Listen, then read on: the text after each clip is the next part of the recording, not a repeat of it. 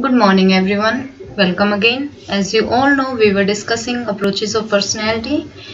In that, today we will discuss trait theories or approaches.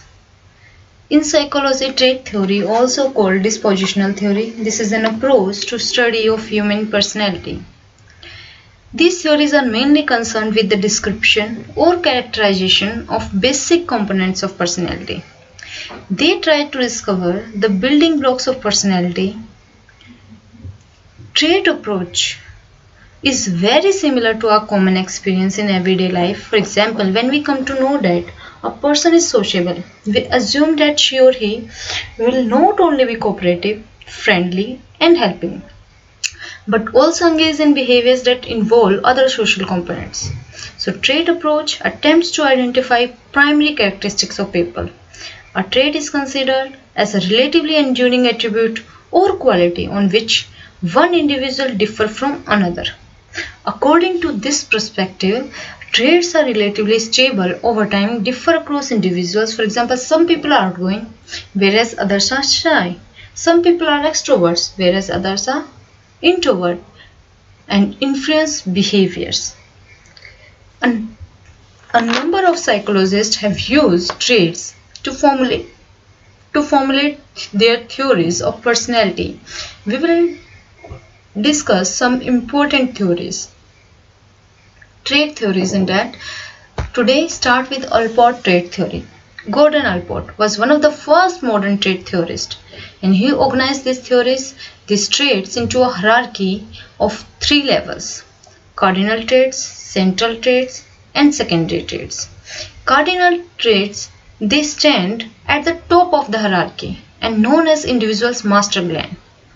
They are considered to be an individual's ruling passions, and cardinal traits are powerful and highly generalized disposition. They indicate the goal around which a person's entire life seems to revolve. Like Mahatma Gandhi's non-violence and Hitler's Nazism are examples of cardinal traits. Such traits often get associated with the name of the person so strongly that they drive such identities as the Gandhian or Hitlerian trait. One more example, Mother Teresa is strongly associated with goodness and charity. Adolf Hitler is associated with evil, and his name evokes the embodiment of ruthlessness. Next is central traits. Central traits come next in the hierarchy. These are general characteristics found in varying degrees in every person, such as loyalty, kindness, friendliness, wildness, etc. They are the basic building blocks that shape most of the behavior and often used in writing a testimonial or job recommendation for a person. Next is secondary trait, exists at the bottom of the hierarchy and are not quite as obvious or consistent as central traits.